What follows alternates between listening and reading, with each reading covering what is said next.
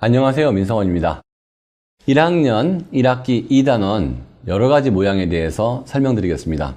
수학은 대수 파트와 기하 파트로 나뉘게 되죠. 기하 파트의 첫 번째 시작이 이제 여러가지 모양을 관찰하는 걸로 시작하겠습니다. 2단원은 자녀들이 초등학교에 들어와서 제일 먼저 학습하게 되는 도형단원인데요. 그런데 왜 처음 학습하는 도형이 평면 도형이 아니고 입체 도형일까요? 그 까닭은 자녀들이 주변에서 쉽게 관찰할 수 있는 도형이 평면이 아닌 입체 도형이기 때문입니다. 즉, 우리가 살고 있는 세계가 3차원 입체 공간이기 때문에 주변에서 평면 도형보다 입체 도형을 더 많이 볼 수 있기 때문이죠. 자, 저만 해도 이거 입체죠? 입체죠? 평면은 종이 위에 그릴 때 평면인데 실제로 그거는 현실에서 관찰하기는 그게 쉽지 않죠. 자, 그러면 처음 학습하는 입체 도형은 어떻게 지도하는 것이 좋을까요?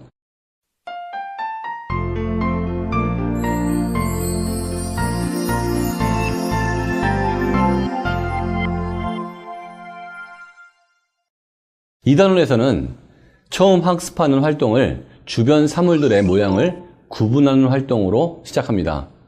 책, 음료수, 캔, 공, 두루마리 휴지, 필통 등 주변에서 흔히 볼 수 있는 물건들을 사각기둥, 원기둥, 구 모양으로 서로 구분하는 활동이죠.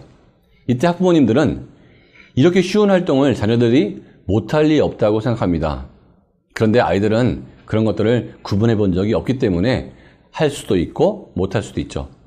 그러나 우리 주변의 물건들은 크기, 색깔, 질감 등 다양한 특성을 제외하고 형태나 모양만을 기억하여 구분하는 것은 쉽지 않은 거죠. 따라서 가정에서 여러 가지 물건의 특성 중 모양만으로 구분하는 활동을 하는 것은 굉장히 중요합니다.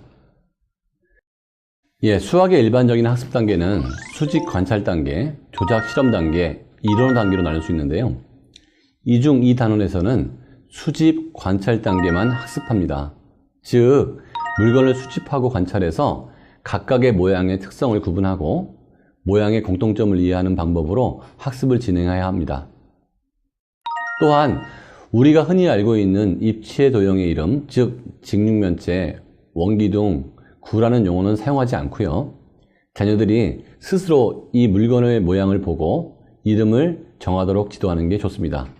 예를 들면 자녀들이 직육면체는 책 모양, 서랍 모양, 원기둥은 캔 모양, 구는 공 모양 등 모양의 특징을 파악하여 스스로 입체 도형의 이름을 붙일 수 있도록 도와주기만 하면 됩니다. 이 단원의 학습 방법은 입체 도형의 특성을 개념화시키는 것이 아니고요. 스스로 관찰해서 특성을 찾아내는 활동을 하는 것입니다. 따라서 직육면체는 면이 6개, 모서리는 12개, 꼭지점은 8개 등 개념을 먼저 지도하는 것은 바람직하지 않고요. 관찰하다 보니까 사각기둥의 특성을 평평한 면으로 되어 있다.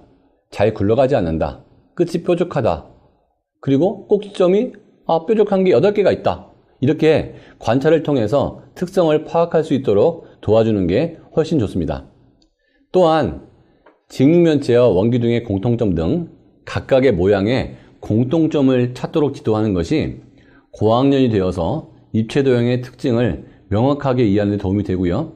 이렇게 공통점을 찾는 이 습관은 아이의 입체적 추론 능력에도 플러스 됩니다.